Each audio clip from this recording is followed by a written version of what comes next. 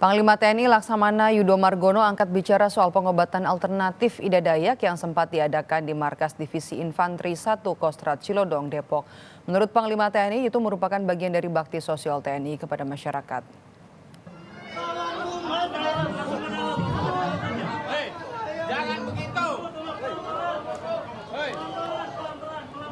Sejumlah anggota TNI mengawal dan mengamankan Ida Dayak karena antusiasme warga yang tinggi untuk mendapatkan pengobatan alternatif darinya.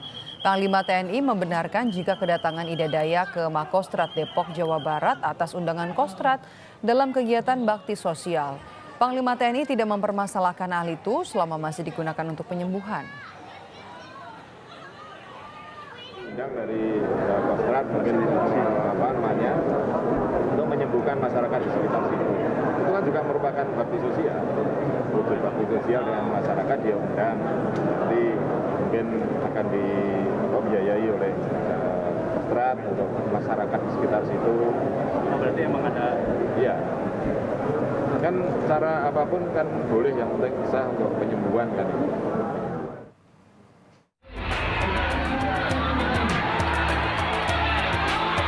Tak terbendung, antusias warga yang datang untuk mendapatkan pengobatan alternatif dari Ida Andriani alias Ida Dayak sangat tinggi.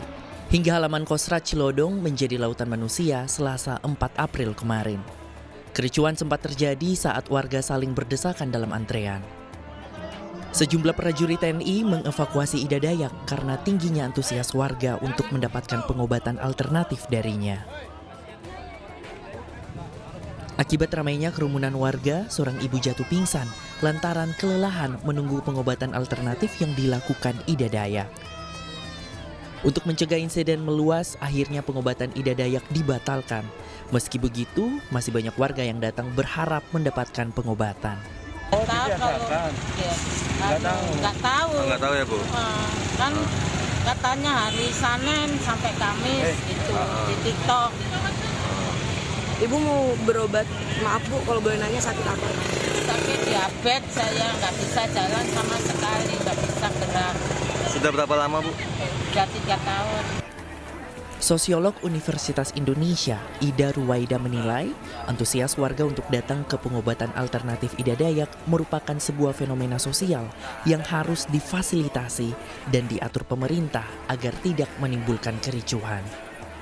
Memang kalau secara medis butuh waktu kan begitu ya, butuh waktu, dan bahkan sebetulnya kalau kita lihat dari perspektif medis mungkin dianggap ada yang sebetulnya tidak bisa disembuhkan atau harapannya tipis.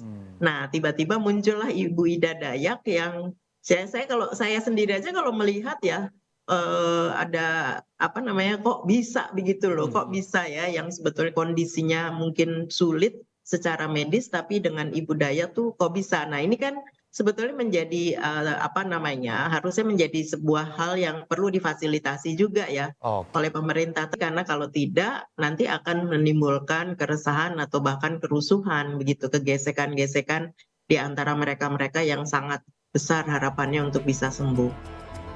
Ida Andriani alias Ida Dayak menjalankan pengobatan dengan ritual menari dan mengoleskan minyak ke bagian tubuh pasien yang sakit. Penyakit yang diobatinya mulai dari stroke, patah tulang, hingga kesulitan berbicara. Dalam praktiknya, Ida tidak memungut biaya dan hanya menjual minyak. Tim Liputan, Kompas TV.